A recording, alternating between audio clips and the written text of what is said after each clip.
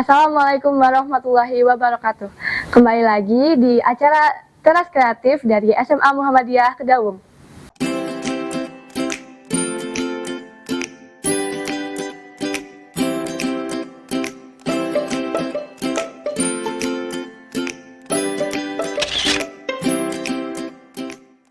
Nah, perkenalkan, saya Latifah Nurkolisa sebagai reporter, dan pada kesempatan kali ini kita kedatangan tamu spesial nih, yaitu dari narasumber Ibu Anggun. Oke ya, Assalamualaikum Sobat Islami Cerdas Terampil, mudah-mudahan dimanapun baik-baik dan sehat selalu.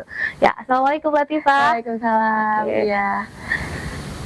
Ibu, apa kabar? Oke, Alhamdulillah hari ini baik, Baik ya. sehat, dan Alhamdulillah tetap semangat nih. Latifah gimana? Masih semangat. Masih semangat, oke, Alhamdulillah.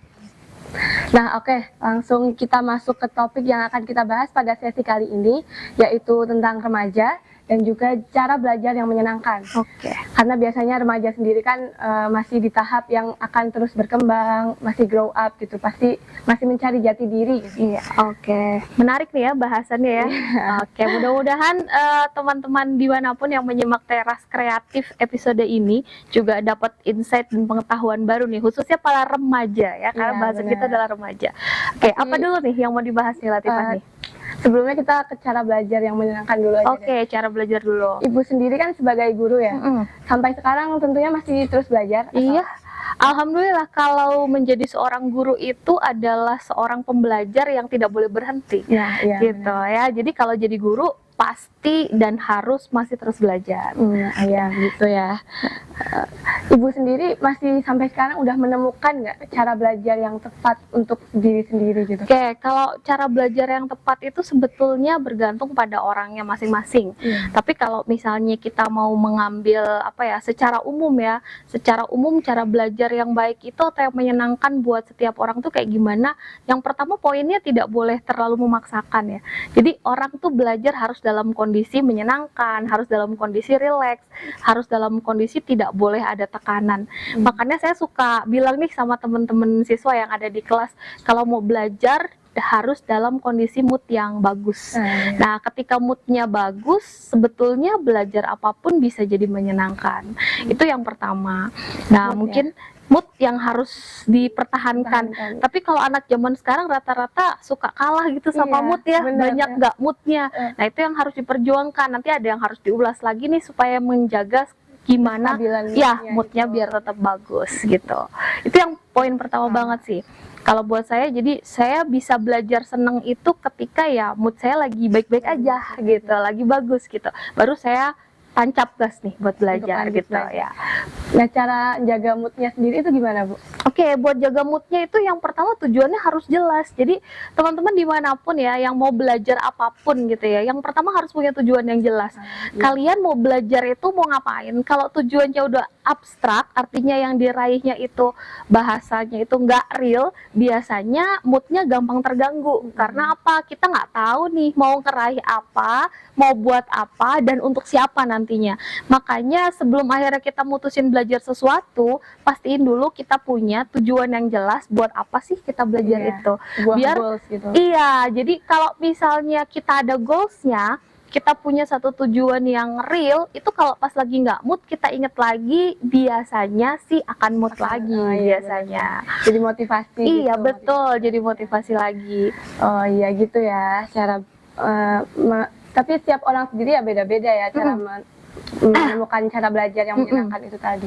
Itu tadi cara belajar yang menyenangkan dari Ibu Anggun. Tapi poinnya kalau saya boleh sedikit nambahkan ya Latifah ya, belajar itu sebetulnya yang pertama tidak boleh mendadak ya.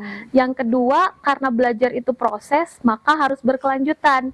Jadi saran saya teman-teman mau model cara belajar apapun, kalau misalnya cuma sesekali atau mendadak, pasti nggak ada hasilnya. Jadi sekali itu aja inget ya. Jadi yang bagus adalah terapkan yang rutin. Misalnya satu hari kalian punya jatah waktu 15 menit hanya untuk membaca buku, 15 menit untuk belajar. Tapi itu dilakukan setiap hari dan rutin. Nah, akhirnya itulah yang akan menjadi cara belajar yang paling baik. Cara belajar yang bisa efektif dan kalian bisa dapat sesuatu dari situ gitu. Bukan hanya tahu, sekedar tahu, Iya, tapi atau paham. bukan hanya sekedar hafal jawaban ujian Iya, gitu, benar, tetapi benar. tahu yang dipelajari itu apa. Nggak usah lama-lama karena manusia juga batas waktu konsentrasi maksimalnya kan 20 menit ya. Jadi kalau lebih dari 20 menit pasti ke distract. Oh. Iya, jadi kalau kita bikin tetapkan waktu belajar jangan lebih dari 20 menit. Terlalu berlebihan, 15 menit per hari, tapi setiap hari harus belajar, itu sudah Berulang-ulang cukup. dilakukan. Iya, itu proses belajar yang baik tuh menurut saya seperti itu. Gitu, wah itu Iya. insight baru nih. Iya, jadi makanya kalau belajarnya kelamaan, cepet capek, cepet bosan, akhirnya malas. Iya benar-benar. Ya. Nah iya itu juga jadi salah satu pertanyaan nih. Sekarang kan banyak tuh mulai muncul di teknologi seperti TikTok, Instagram dan lain-lain. Itu kan menampilkan video-video pendek yang berdurasi 30 detik sampai 1 menit. Itu tuh katanya membuat otak kayak jadi pengen yang serba cepet gitu. Iya, serba betul instan. banget. Jadi kebiasaan menonton video pendek atau short video atau bahasa Instagramnya itu reels ya, itu yang pendek-pendek. Akhirnya apa? Orang-orang itu males untuk thinking lebih dalam. Iya, Jadi deep thinkingnya tuh nggak ada. Iya maunya cepet Iya. ya, langsung. Apa yang nantinya akibatnya pembelajarannya tidak pernah bisa menghasilkan orang-orang yang punya pikiran kritis. Iya, benar. Gitu. Jadi memang sebaiknya kalau saya sarankan mau belajar sumbernya boleh pakai apa aja, tapi jangan pernah melupakan buku. Iya. Karena itu yang the best source Jendela untuk yang- learningnya itu adalah dari bukunya. Gitu. Ya kita harus tetap rajin membaca. Iya, rajin membaca dan jangan terlalu bergantung sama video-video pendek yang mohon maaf ya kadang-kadang video pendek itu juga dibuat sama orang-orang yang mungkin dari segi latar belakang pendidikan juga mungkin Kurang bisa jadi tidak bisa dipertanggungjawabkan Masih, atau mungkin bahkan sama tugas-tugas siswa juga gitu kan seperti itu. Jadi pastikan dulu sumber belajarnya itu yang terpercaya dan jangan terlalu bergantung sama yang visual sekalipun teman-teman adalah orang-orang yang punya gaya belajar visual. Jadi visual itu bukan selalu tentang video ya, bisa jadi gambar, bisa terjadi diagram yang seperti itu.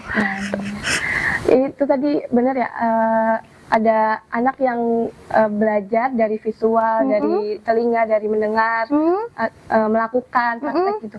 Itu kan berarti banyak anak-anak tuh beragam-ragam gitu, bermacam-macam cara belajarnya. Ibu sebagai guru, gimana caranya ibu bisa menyesuaikan cara belajar yang sesuai untuk semua anak? Oh gitu. Karena kan pasti satu sekolah, nggak mungkin satu aja kan muridnya. Iya. Iya. Oke, jadi gimana tuh? ya itu secara umum manusia memang secara garis besar punya 3 macam gaya belajar. Ada yang bergantung dengan gaya belajar visual yang harus benar-benar dengan kelihatan, ada yang dengan auditori harus kedengeran, ada juga yang dengan kinestetik ya atau dengan gerakan. Sejauh saya menjadi guru atau menjalani profesi sebagai guru, setiap materi ajar selalu bisa menjembatani ketiganya meskipun ya memang yakin tidak akan maksimal untuk ketiganya. Artinya saya selalu memberikan kesempatan mereka untuk melakukan eksplorasi mandiri, entah itu ngelihat dari video, membaca secara mandiri. Selanjutnya saya memberikan pengetahuan-pengetahuan yang berupa penjelasan-penjelasan yang bisa dinikmati secara auditori. Ya, meskipun saya yakin pada saat saya menjelaskan itu ada yang memang mendengarkan, ada yang tidak. Ya sudah tidak apa-apa, itu pilihan. Tapi itu adalah bagian dari cara saya untuk menjembatani teman-teman yang memang fokusnya dengan gaya belajar auditori. Ada juga beberapa kegiatan pembelajaran yang saya sisipkan gerakan-gerakan tertentu. Misalnya mereka harus meng-create sesuatu, membuat sesuatu. Itu adalah cara saya untuk menjembatani teman-teman yang dengan kinestetik. Memang tidak mungkin bisa maksimal di ketiganya ya, tapi paling tidak setiap proses pembelajaran saya selalu mengusahakan menyisipkan ketiganya sehingga yang 3 model ini bisa merasa oh ini aku bisa di sini, oh aku bisa dengan ini, seperti itu. Mudah-mudahan sih bisa diterima dengan baik. Oh iya, gitu. Jadi ya, aduh oh kayak gitu. Jadi ibu sendiri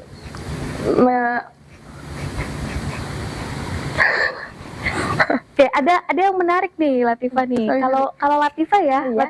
Latifah sendiri punya gaya belajar yang kayak gimana sebetulnya? Ya itu karena aku masih di umur yang sekarang ini, Iya. remaja, masih mencari tahu jati diri. Mm-mm. Sebenarnya aku juga bingung Bu, Oh gimana gitu. cara Iya. belajar yang baik, cara belajar yang maksimal untuk diri aku sendiri. Mm. Karena kadang juga masih benar kayak kata Ibu, masih tergantung mood gitu. Iya, oke. Karena emang remaja tuh kayak gitu ya. Oke, remaja tuh kayak Masih gitu bingung ya. gitu. Remaja tuh masih bingung ya. Tahu. Nah, oke. Jadi kalau menurut Latifah sendiri, remaja itu memang harus bingung atau gimana ya? Sebenarnya bingung itu bukan ya hal yang wajib, cuman ya itu hal yang wajar untuk remaja. Oh gitu. Kalau dari pandangan aku ya, Iya. gitu. Karena ya kita masih harus terus belajar, terus berkembang karena di dunia ini kan besar, banyak kemungkinan yang bisa kita ambil. Tapi kitanya nggak sebesar itu. Oke. Jadi kita kan iya. kita sendiri yang harus mencari tahu gitu. Oke. Nah, Ibu sendiri pasti pernah remaja kan? Oke, ya Iya. pernah dong. Masa langsung jadi tua nggak mungkin ya? Oke. Pernah kecil, Jadi pernah remaja. kalau menurut saya remaja kan pengertiannya banyak nih ya. Remaja pengertiannya banyak banget. Iya. Ada yang mengartikan dari batas usia Iya. gitu ya. Bahkan pemerintah sendiri mengartikan dari batas usia 10 sampai 19 tahun. Sementara kalau BKKBN itu punya pengertian 10 sampai 24 tahun. Itu aja juga punya perbedaan. Tapi buat saya pribadi remaja itu adalah manusia yang pengen banyak tahu tapi susah dikasih tahu. Nah tuh, setuju banget tuh kalau saya punya pengertian kayak Nggak gitu. salah Jadi sih. remaja itu adalah manusia yang paling banyak tahu, paling pengen banyak Pengen tahu tahu. tapi susah dikasih tahu. Iya. Bener gak? Nggak salah. Iya bener ya. Jadi ketika remaja itu cirinya kan salah satunya adalah memiliki rasa ingin tahu yang sangat besar. tinggi. Mereka pengen tahu banyak hal, pengen mencoba banyak hal Iya. dengan alasan tadi mereka mencari jati diri. Tetapi tidak sedikit dari remaja ketika diarahkan dari hal-hal yang kurang baik pada hal yang baik, justru terjadi pemberontakan. Akhirnya saya menyikapi atau memberikan brand ya pada remaja itu adalah individu yang paling banyak pengen tahu tapi paling susah dikasih tahu ya, gitu iya. gitu. Ya, Oh. itu menurut saya ya Latifah ya gitu. Tapi kalau menurut Latifah sendiri setuju nggak nih brand yang saya kasih? Salah nggak salah sih. Iya, salah nggak salah ya. Oke. Ya, ada hal lain nggak yang menurut Latifah pengen Latifah tahu gitu tentang remaja tuh apalagi nih kira-kira? Remaja tuh di usia yang segini mereka kalau tidak tahu itu kan wajar. Tapi kalau merasa paling tahu. Nah, kadang-kadang remaja juga merasa paling tahu ya. Padahal kan mereka masih lebih usianya jauh lebih itu, tapi sama orang tua kadang masih memberontak. Oke. Ya, jadi saya bahas sedikit nih ya. Ada beberapa hal yang biasanya terjadi sama manusia yang disebut dengan remaja tadi ya. Pertama, yang tadi ya, dia ada rasa ingin tahu yang sangat tinggi. Itu sebetulnya adalah gejolak emosional yang sangat normal. Jadi ketika ada sesuatu yang bikin penasaran, itu pasti dia akan mencari tahu. Meskipun saat ini sebetulnya banyak remaja yang nggak terlalu wondering sama hal-hal yang terlalu wah. Karena apa? Akses informasi itu gampang banget. Jadi kayak mereka juga nggak terlalu pengen tahu banyak hal karena apa? Semuanya bisa terakses dengan mudah gitu. Tapi naluri ingin tahu dari remaja itu ya memang seperti itu adanya. Masalahnya kadang-kadang ada masalah-masalah yang timbul dari keingintahuan mereka. Yang pertama itu masalah remaja itu adalah punya emosional yang tidak stabil. Nah, biasanya emosional yang tidak stabil ini sih sebenarnya yang bikin jadi gangguan. Iya, pemicu utama jadi rasa ingin tahu yang meledak-ledak dan akhirnya sulit diarahkan gitu ya. Nah, emosional yang tidak stabil ini sebenarnya penyebabnya banyak. Bisa jadi juga karena trauma, misalnya pernah kena bullying atau pernah kena ejek-ejekan. Makanya trauma yang paling sulit hilang itu ya selain masa kecil adalah masa remaja sebetulnya, karena itu nantinya akan membentuk karakter dia gitu seperti apa karena kan diingat terus itu. Nah, masalah lainnya gitu di remaja yang paling suka terjadi itu adalah krisis dirinya, krisis identitas gitu. Karena apa? Karena dia banyak mencari tahu, tapi dia nggak tahu setelah tahu mau diapakan gitu ya. Akhirnya akhirnya dia bingung sama dirinya sendiri. Aku nih gimana? Akhirnya apa? Impactnya dari ini semua dia akan banyak imitate sama hal-hal yang memang dia paling sering lihat. Kalau dia sering ngelihatnya gaya yang hedon, ya dia akan imitate itu. Kalau dia akan dekat dengan apa namanya gayanya satu tokoh tertentu, maka dia akan imitate itu. Nah itu. Nah dari situ akhirnya yang terjadi adalah sosok remaja yang nggak pernah tahu akan dirinya sendiri, gitu. Jadi gampang ke bawah-bawah gitu. Jadi kesini hayu, kesana hayu, kesini hayu, kesini hayu gitu ya.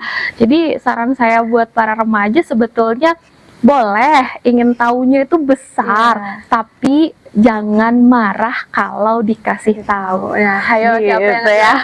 Oke, jadi kalau misalnya lagi dikasih tahu nih jangan marah, karena dikasih tahu tuh maksudnya adalah untuk membatasi kebingungan, supaya remaja-remaja tuh gak terlalu bingung, terlalu jauh. Iya, jauh, betul. Latifah sendiri punya pengalaman dalam kebingungan yang melanda gitu? Iya banyak sih. Iya, ada. Di lingkungan teman gitu kan pasti ada perbedaan, terus kayak kok gini, tapi karena mereka gitu jadi kayak akhirnya itu harus diselesaikan ya kebingungannya.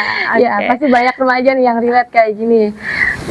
Kalau tentang lingkungan itu kita kan nggak bisa ngontrol, Bu. Itu gimana cara kita membatasi diri kita dengan lingkungan itu? Oke, ini untuk khusus remaja ya. Kalau orang udah tua kayak saya kayaknya gitu. Udah atau mungkin masih relate juga, kita nggak tahu ya. Jadi gini teman-teman, di dunia itu ada hal-hal yang nggak semua hal-hal di dunia itu bisa kita kontrol. Artinya nggak semua hal-hal di dunia itu semuanya bisa kita atur, tuh nggak bisa. Ada hal-hal yang memang bisa kita atur dan ada hal-hal yang memang kita nggak bisa atur. Dan kita jangan paksa untuk ngatur hal yang nggak bisa kita atur. Jadi kayak misalnya gini, kita main sama satu circle nih ya. Nah, satu circle ini ada yang komentar buruk tentang kita, itu kita nggak bisa atur. Komentar orang tentang kita tuh kita nggak bisa atur. Tapi bagaimana kita merespon komentar mereka, itu kita bisa atur.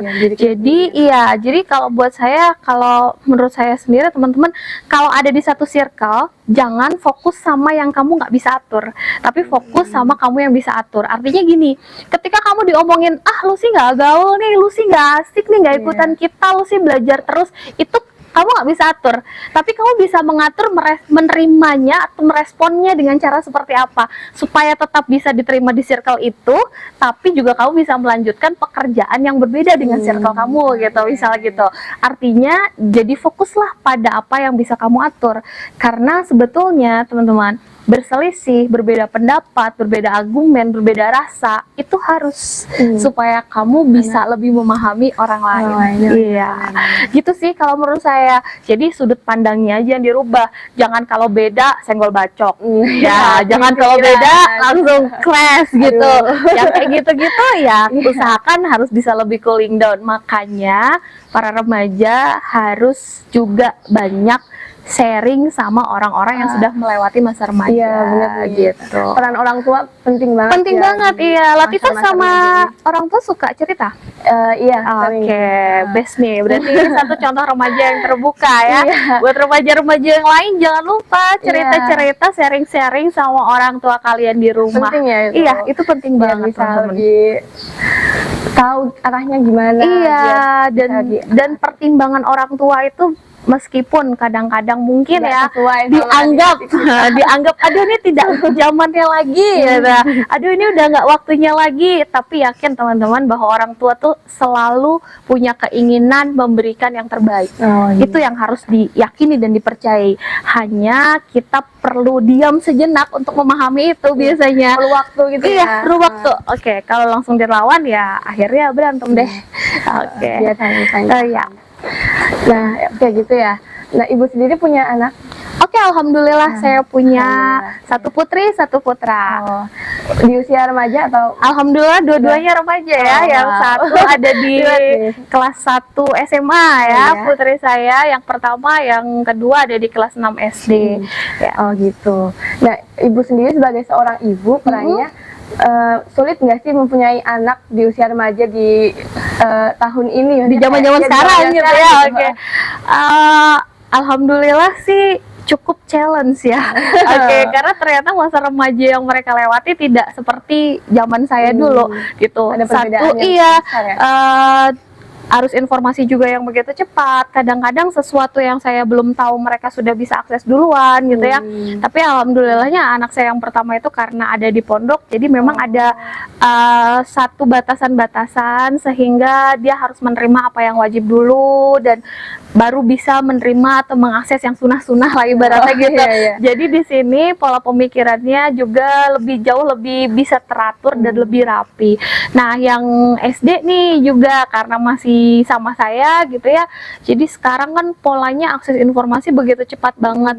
Cuma saya selalu menanamkan keterbukaan, alhamdulillah sama dua anak saya, dan itu yang jadi kontrol saya.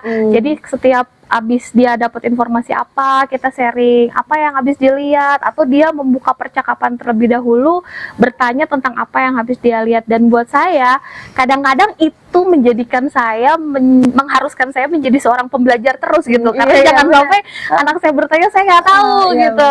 Nah, itulah akhirnya kan ya sudahlah, berarti harus terus-terusan belajar, gitu. Karena menghadapi remaja zaman sekarang memang selain butuh kesiapan mental gitu ya, yang kedua adalah butuh pengetahuan yang luas gitu. Karena remaja saat ini luar biasa sih, bisa dibilang semuanya bisa diakses dengan mudah. Akhirnya mereka juga punya pengetahuan yang sangat luas gitu. Karena sekarang remaja ini kan banyak akses informasi yang begitu banyak, begitu luas dari sosial media. Gimana cara ibu membatasi biar mereka nggak terlalu terjauh gitu? Kan kalau membatasi strict banget nggak mungkin karena kan itu part of life-nya gitu ya. Yang ada hanya memberikan rambu-rambu apa yang harus dipahami, apa yang harus dibaca. Artinya ketika mendapatkan informasi, karena anak saya ini masih SD ya, jadi masih penuh pertanyaan lah hidupnya. Jadi kalau dapat apa-apa gitu selalu bertanya, ini emang kayak gini, ini emang kayak gini. Dan itu juga yang saya sarankan buat teman-teman yang lain ya. Jadi ketika kalian mendapatkan informasi yang itu adalah kalian pertama kalinya dapat informasi, yang pertama kalau dari medsos jangan telan mentah-mentah ya teman-teman ya, khususnya para remaja nih yang emosinya kadang-kadang naik turun.